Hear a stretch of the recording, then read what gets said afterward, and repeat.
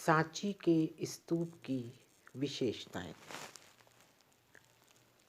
सांची की कलाकृतियां भारतीय शिल्प के सर्वाधिक भावप्रवण एवं सजीव उदाहरणों में से एक है। सांची पर खुदाई कर बनाए हुए विषयों की शैली ऐसी है कि इन्हें मूर्ति की अपेक्षा पत्थर पर उभरे चित्र कहना अधिक उपयुक्त होगा, जिसे हम रिलीफ वर्क कहते हैं। सांची की आकृतियाँ काफ़ी गहराई से खोदी गई हैं, जिनसे वे छाया की अंधेरी पृष्ठभूमि में तैरती हुई सी प्रतीत होती हैं। अनेक आकृतियों और वर्णनों से पूर्ण इस शिल्प के पूर्ण होने के लिए कई वर्षों का समय लगा और कई शिल्पियों ने इसमें काम किया। इसीलिए शैली में विविधता दिखाई देती है।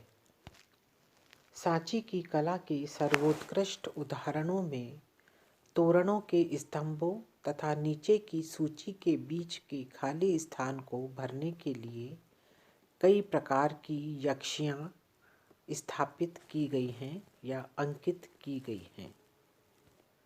इनकी भाव भंगिमाएँ तथा मुद्राएं बहुत ही सुंदर हैं।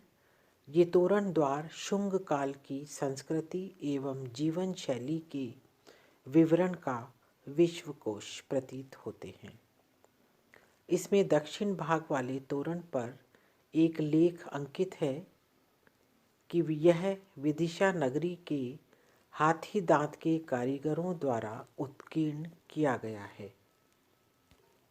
सांची के तोरण द्वार पर एक यक्षी आम्र के वृक्ष की एक शाखा को दोनों हाथों से पकड़े हुए खड़ी है।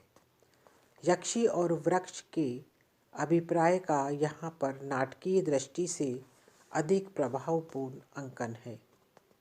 शरीर व अंगों का झुकाव एक ऐसी ललित भंगी को जन्म देती है जो इस त्रिभुज के समान खाली स्थान को भरने के लिए अत्यधिक उपयुक्त है।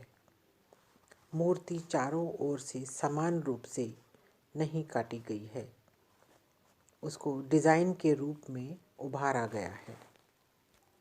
यह मूर्ति दो उभारदार आकृतियों के समान लगती है, जिन्हें आपस में जोड़ दिया गया है।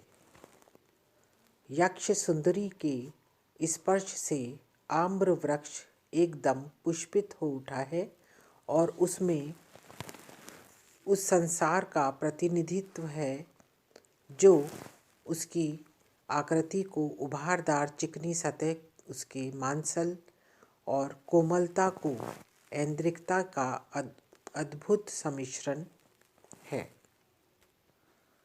जॉन इरविन ने कहा है कि सांची की कला में आध्यात्मिकता और भौतिकता एक हो गई है।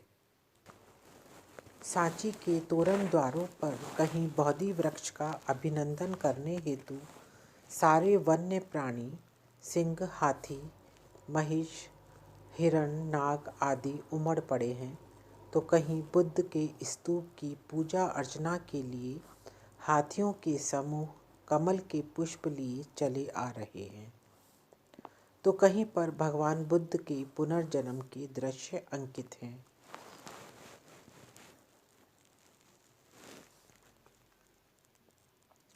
वे हथनियों के साथ कमल सरोवर में स्नान कर रहे हैं। उन पर एक हाथी गजपतित्व का सूचक छत्र लगाए हुए है तथा दूर से शिकारी उन पर बाण से निशाना लगा रहा है। कहीं पर भगवान बुद्ध के घर से निकलते हुए दृश्य अंकित है, तो कहीं बोधि वृक्ष पर पंख वाले नवचर फूल मालाएं चढ़ा रहे हैं। इन उत्कीर्ण कार्यों में रिक्त स्थानों में गौमुद्रिका फूल पत्तियों को उत्कीर्ण किया गया है। सांची के स्तूप में कहीं भी भगवान बुद्ध को मानव रूप में उत्कीर्ण नहीं किया गया है, बल्कि प्रतीक माध्यमों जैसे सिंहासन, चरण चिन्ह, धर्म चक्र आदि संकेतों के माध्यम से दर्शाया गया है।